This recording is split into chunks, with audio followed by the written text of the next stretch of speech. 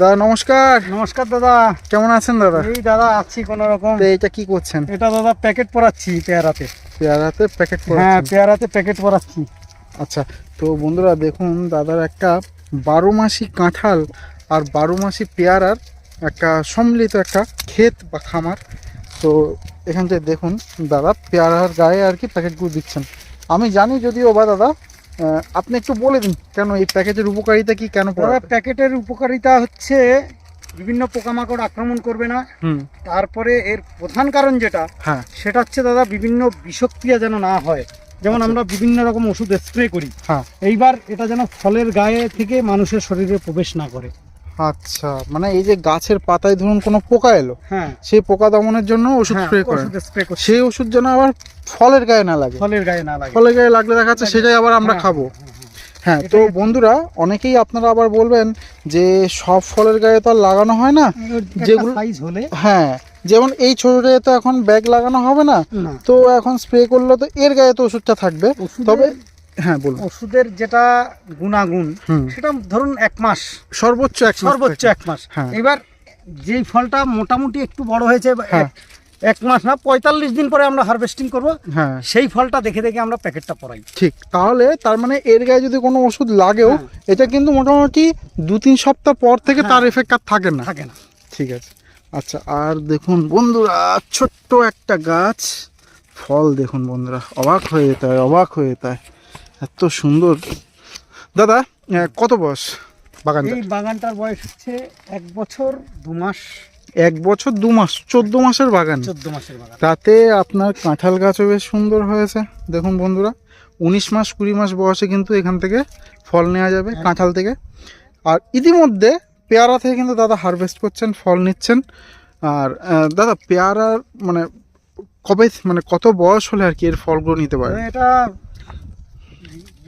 Treatment যেমন করবেন আপনি, 6 মাস পর থেকে মোটামুটি ফলটা রাখবেন, 8 মাস পর থেকে আপনি ফল হারভেস্টিং শুরু হবে। আচ্ছা, আমরা তো জানি যে শীতের সময়টা পেয়ারা সিজন না, কিন্তু এটা আমি মনে করি সময়ের মূল্যটা অনেক, জিনিসের মূল্য নেই।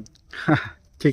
এই পেয়ারাই আপনি বৈশাখ জ্যৈষ্ঠ মাসে মার্কেটে তুলবেন 20 টাকা 30 টাকা, এই পেয়ারাটা এখন মার্কেটে তুলবেন 100 টাকা পাইকারি। হ্যাঁ, তাহলে আমি বলবো সময়ের মূল্য, তাহলে জিনিসের কোনো মূল্য নেই। গরমকালে তোলার থেকে শীতকালে তোলাই ভালো। আচ্ছা, গরমকালটা কি করেন তাহলে? গরমকালটা আমরা হার্ড প্রুনিং করে দেবো গাছটা। আচ্ছা, মানে সেটা কি হয়? সেটা হচ্ছে দাদা, ক্যামেরাটা কাছে আনুন তাহলে আমি দেখাই। এই যে ডালটা, হ্যাঁ, এইখান থেকে কেটে দেবো, টোটাল ডালের শুধু মোটা মোটা ডালগুলো রাখবো, এই চিকন যত ডাল আছে সব কেটে দেবো।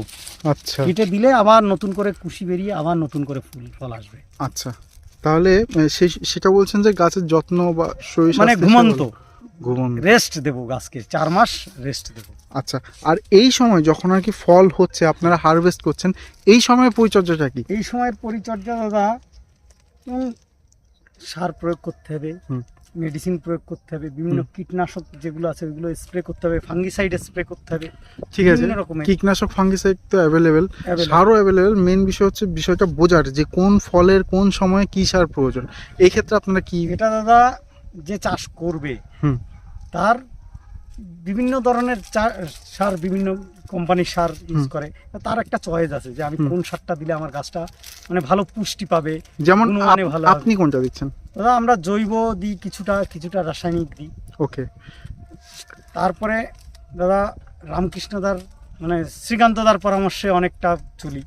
আচ্ছা, যখন যেটা মানে সারের ক্ষেত্রে উনি গাইড করেন, পরামর্শ দেয়। আচ্ছা, ওনার পরামর্শটাও নিই। ঠিক আছে।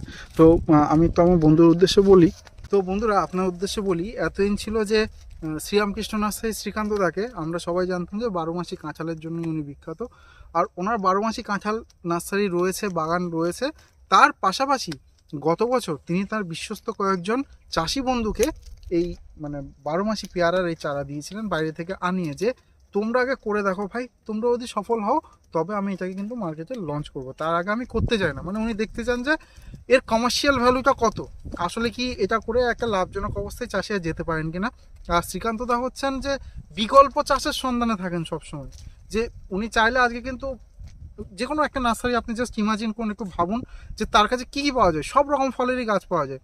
শ্রীকান্তদা বলছেন না, আমি ওই লাইনে যেতে চাই না, আমি চাই শুধু বিকল্প চাষগুলো নিয়ে যেন চাষিরা স্বাবলম্বী হতে পারেন। কারণ গড়পড়তা চাষ তো সবই করছে, তার পাশাপাশি যেমন এই দাদার যে এই খামারটা রয়েছে, ইনি চাইলে এর সঙ্গে অন্য কিছু করতেই পারেন, কিন্তু উনি বলছেন তাতে লাভ হবে কি লোকসান হবে বলা মুশকিল।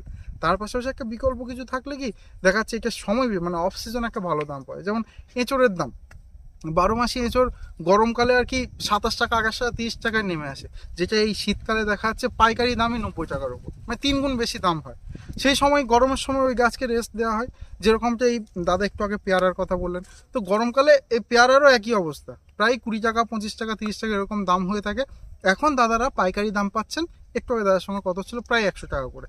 তো সেই জায়গা থেকে ভাবুন, আপনারা যদি একটা গড় দাম ন্যূনতম 75 টাকা 70 টাকাও ধরেন, তাহলে এক একটা গাছ প্রায় মানে আমি এর আগেও কয়েকজন খামারের ইন্টারভিউ করেছি যে 17 থেকে 25 কেজি পর্যন্ত ফল দিতে পারে একটা 1.5 বছরের গাছ। 17 কেজি থেকে 25 কেজির মধ্যে, সেটা সম্পূর্ণ আপনার পরিচর্যার উপর। তো 20 কেজি করেও যদি ফলন হয়, 70 টাকা করেও যদি দাম হয়, এগুলো কিন্তু সব গড় ধরছি বন্ধুরা, আমি সর্বোচ্চ মানটা নিচ্ছি না।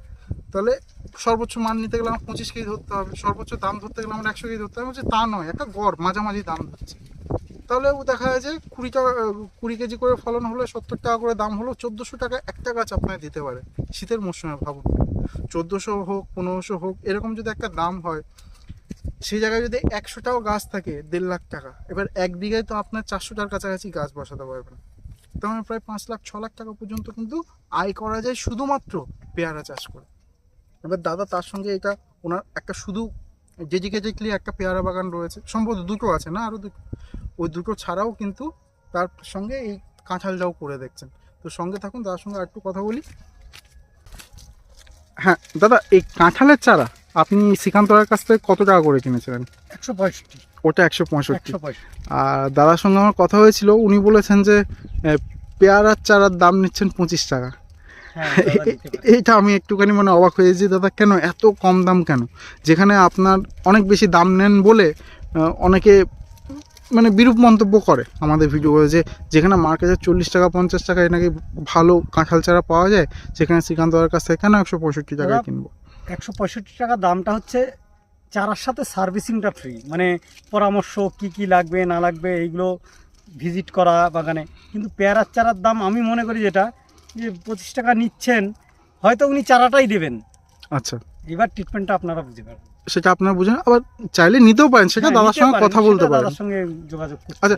কাঁঠালের ক্ষেত্রে কি আসলেই মানে যেটা উনি দাবি করেন যে ওনার একটা সার্ভিস টিম আছে, সময় বিশেষে কল করা হয়, গাইড করা একদম।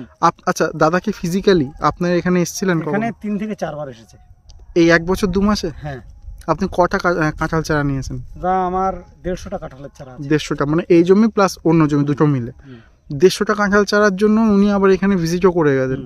তো শুধু আমার জন্য আসেনি, আরো আমাদের এরিয়া আপনার এখানে আরো কয়েকজন চাষি এসেছে। 3 থেকে 4 বার এই 1 বছর 2 মাসে এসেছেন। এই সার্ভিসটা কজন দেবে? এটাই।